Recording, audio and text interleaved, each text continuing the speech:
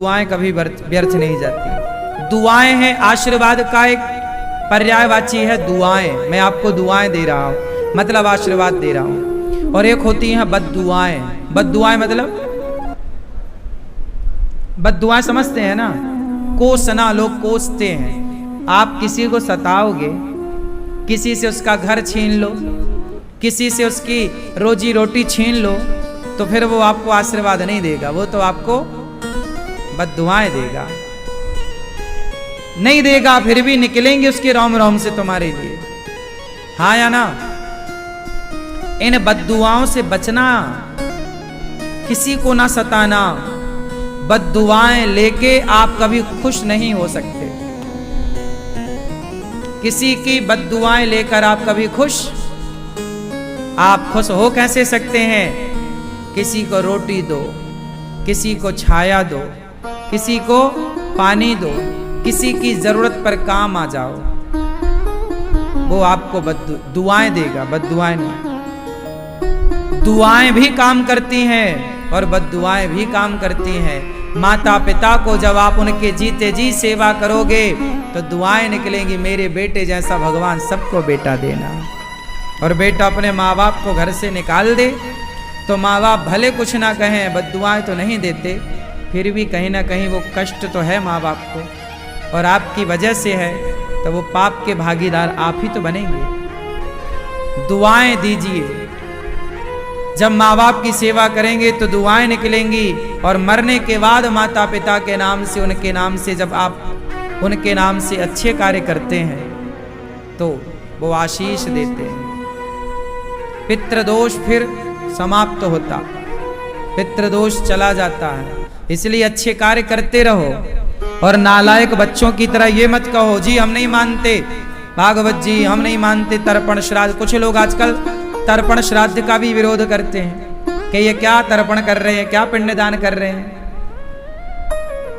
अरे भाई, ये कोई आज आपने और हमने थोड़ी बनाया। दशरथ जी का भी पिंडदान कराया था भगवान श्री राम ने और भरत जी ने, हाँ या ना? नहीं कराया था? पढ़ लो रामायण, पढ़ लो ग्रंथ। महाभारत में जब सारे कौरव मारे गए तो उनका श्राद्ध धर्मराज युधिष्ठिर ने किया था। तब तो माता कुंती ने कहा था कि एक पिंडदान जरा कर्ण के नाम का डाल दे। युधिष्ठिर जी ने कहा कर्ण क्या लगता था मेरा? तब माता ने गया में कहा था कुंती ने कि ये तुम्हारा बड़ा भाई था। तब श्राप दे दिया धर्मराज ने कि तुमने पहले क्यों नहीं बताया कि वो भाई था, मैं क्यों मारता, क्यों उससे युद्ध करता, राज्य देकर मैं उसकी सेवा करता, बड़ा भाई था। जाओ मैं तुम्हें श्राप देता हूं, आज के बाद तुम स्त्रियों के अंदर कोई बात ठहरेगी नहीं। तुमने इतना बड़ा राज दबा के रखा, अब तुम्हारे अंदर कोई राज रहेगा नहीं। इसलिए स्त्रियों के अंदर कोई भी बात कम ही ठहर पाती है। ये श्राप है धर्मराज का माता कुंती के लिए। इसका अर्थ ये हुआ कि धर्मराज ने पिंडदान किया, हाँ या ना? बोलो। और आज के बच्चे क्या कहते हैं? अरे ये तो पाखंड है। यदि तुम अपने धर्म ग्रंथों को भी ना मानोगे, उसे भी पाखंड करार दे दोगे, तो इससे समझ में आता है कि तुम्हारा भविष्य खतरे में है। मुसलमान कुरान को मानता है, मुसलमान कुरान को मानता है, ईसाई बाइबल को मानता है, लेकिन हिंदू अपने ग्रंथों पर उंगलियां खड़ा करता है। कितना बड़ा दुर्भाग्य है। अपने धर्म ग्रंथ, जो तुम्हारे धर्म ग्रंथ बिल्कुल साइंटिफिक हैं, वैज्ञानिक कसौटी पर खरे उतरते हैं, तुम उन धर्म ग्रंथों पर भरोसा नहीं करते। उस भगवत गीता पर भरोसा नहीं करते जो अमेरिका की सबसे बड़ी यूनिवर्सिटी में पढ़ाई जा रही है। तब तो तुम्हारे पांव, जहां तुम खड़े हो वो सही नहीं है, भूमि मजबूत नहीं है। मजबूती तो वो है जहां अपने धर्म पर, अपने शास्त्रों पर विश्वास किया जाए। क्यों अब उंगली खड़ी करते हो? तो ये उंगली खड़ी क्यों करते हैं? क्योंकि करना नहीं चाहते। आजकल बेटा माँ बाप का श्राद्ध नहीं करना चाहता, आजकल बेटा पिंडदान नहीं करना चाहता। उसे लगता है ये सब क्यों करें? तो वो ना करने के लिए एक सेंटेंस बोल देता, अरे ये तो सब पाखंड है। इतना बोल देने से वो बच जाता है। हाँ या ना बोलो। यदि ये सब गलत था तो राम ने क्यों किया? ये सब गलत था तो धर्मराज युधिष्ठिर ने क्यों किया? ये सब गलत था तो इनका जिक्र इतिहास के पन्नों में क्यों मिल रहा है? बोलो। गलत था तो इतिहास में जिक्र काहे है?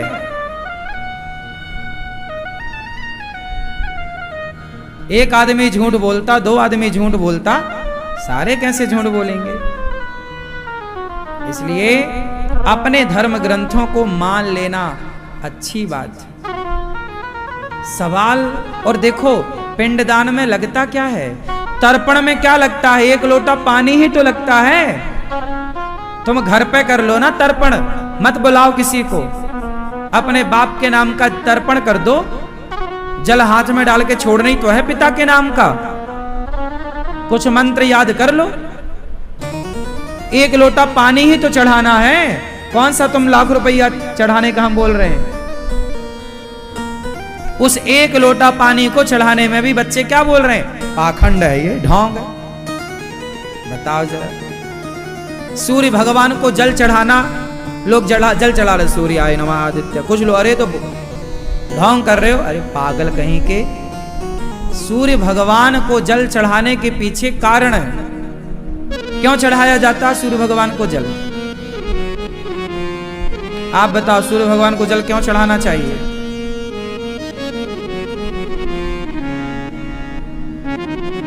चढ़ाते हो? नहीं चढ़ाते। झूठ बोलना पाप है, नदी किनारे सांप है। क्यों छोटू, तुम चढ़ाते हो सूर्य भगवान को जल? ये छोटू, क्या नाम है तुम्हारा? चढ़ाते हो जल सूर्य भगवान को? नहीं, बाप ही नहीं चढ़ा रहा है। हाँ, तुम चढ़ाते हो रोज, कभी कभार, इसीलिए बच्चा कभी नहीं चढ़ाता। बाप कभी कभी चढ़ा रहा था, बच्चा कभी नहीं। बेटा यही संस्कार है और यही समय है। जल क्यों नहीं चढ़ाते बच्चे? जल चढ़ाना क्यों जरूरी है? सूर्य भगवान बुद्धि के देवता है। हनुमान जी बुद्धिमान है ना। हनुमान जी को पढ़ाया किसने? सूर्य भगवान। हनुमान जी के गुरु हैं सूर्य। सूर्य भगवान के सामने खड़े होने से, सूर्य अर्घ देने से आपकी बुद्धि मजबूत होती है, विटामिन डी प्राप्त होता है। और सूर्य भगवान हमें इतना प्रकाश देते हैं, हाँ या ना? तो तुम चलो, इसलिए मत चढ़ाओ कि वो भगवान है और जल चढ़ाना चाहिए। अरे इसलिए चढ़ाओ कि वो आपको फ्री में प्रकाश देते हैं, तो कम से कम एक लोटा जल दे के उनका थैंक यू तो करो, धन्यवाद तो दो। ये कृतज्ञता व्यक्त करनी है। क्यों?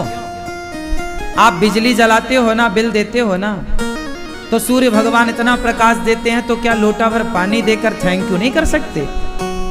विटामिन डी तो मिलेगा। जब जल चढ़ाते हैं तो सूर्य भगवान की किरणें उस जल से टकराकर जब आपके शरीर में पड़ती हैं, तो वो किरणें और एनर्जी से आपको भर देती हैं। इंद्रधनुष बनता है कैसे? बस वही इंद्रधनुष का काम कर जाती हैं। वो किरणें बहुत फायदेमंद होती हैं। और सूर्य भगवान है। पौधों का, वनस्पतियों का सम्मान कौन करता है? बोलो। आज वैज्ञानिक कह रहे हैं ना, पेड़ बचाओ। हम तो पहले ही से पूजा करना मतलब सम्मान करना मतलब उसकी रक्षा करना। वैज्ञानिक कह रहे हैं पहाड़ बचाओ। हमारे गिरिराज जी हैं, कामतानाथ जी हैं, हम पहाड़ों की रक्षा करने वाले। पहाड़ों ने हमें इतना कुछ दिया। पहाड़ों का इस धरती पर योगदान नहीं है? पानी बरसाने में प्रथम भूमिका पहाड़ों की और वृक्षों की होती है। वृक्ष ना हो, पहाड़ ना हो तो पानी नहीं बरसता। बोलो हाँ। फिर तो हम तो थैंक यू करते हैं गिरिराज जी की परिक्रमा लगाकर। लोग कहते हैं पागल हो, पहाड़ की परिक्रमा लगा रहे। अरे हमारी भावनाओं को तो समझो। हम किस प्रकार के लोग हैं। हमारा ये भाव रहता है कि हम धन्यवाद, हम तुम्हारे ऋणी नहीं रहना चाहते, तुमने पानी पिलाया है, हम कोशिश करेंगे कि आपका ऋण चुकाएं। ये भावना हिंदुओं की है। नदी सारे किसानों को पानी देती है, वर्षों से देती चली। आज जब ट्यूबवेल नहीं थे, जब मशीनरी जमाना नहीं था, तब खेतों में फसल कैसे होती थी बोलो। आज मशीन आ गई, ट्रैक्टर आ गया, तो तुम गाना गाने लगे ट्रैक्टर का। उस जमाने को देखो, जब ट्रैक्टर नहीं था तब बैल तुम्हारी खेत की जुताई करते थे। इसलिए हमारे यहां नंदी का सम्मान है। शंकर जी नंदी की सवारी करते हैं। क्यों शंकर जी नंदी की सवारी क्यों करते हैं? ताकि समाज को बताएं कि ये नंदी भी तुम्हारे पोषक हैं, इनका सम्मान करना। सदा से तुम्हारा खेत नंदी जोतता चला आया है। किसान का सबसे बड़ा सहयोगी बैल था। आज आधुनिकता आज आ गई ना। 100 साल पहले क्या करते थे तुम? तब भूखों मरते थे क्या? तब नंदी तुम्हारी खेत की लदाई जुताई करता था और तुम्हारे घर में अन्न आता था। आज मशीन आ गई तो उस नंदी को तुमने डंडा मार के निकाल दिया। आज नंदी बेचारे तड़प रहे हैं, पॉलीथीन खाने पे मजबूर हैं। ये नमक हरामी पहले नहीं थी। आज मशीनरी आ गई है, काम फास्ट हुआ है, लेकिन गौवंश को जिसने करोड़ों वर्षों से तुम्हारा पालन किया है, तुम्हारे बाप दादे परदादे उनके दादा उनके परदादा, 100 पीढ़ी पीछे जाओ, तुम्हारी 100 पीढ़ियों का पेट गाय ने भरा है, तुम्हारी 100 पीढ़ियों का पेट बैल ने भरा है, तुम्हारी 100 पीढ़ियों की खेती बाड़ी में सहयोग गाय का था। यह बात सही है या गलत है? चाहे वो हिंदू था या मुसलमान था या सिख था या ईसाई था, सबके घर में गाय थी, सबके घर में बैल थे और बैलों से हल चलता था। क्यों जी, बात सही है कि गलत बोल रहे हैं? तो तुम्हारे 100 पीढ़ी तक का पालन किसने किया बोलो? गाय बैलों ने। 100 पीढ़ी तुम्हारी, 1000 पीढ़ी तुम्हारी गाय का उपकार मानती चली आई है। और आज तुम्हारे शासन में, तुम्हारे होते हुए वही गाय कट रही है कत्ल खाने में। और तुम बता रहे हो हम बहुत इंटेलिजेंट, हम बहुत आधुनिक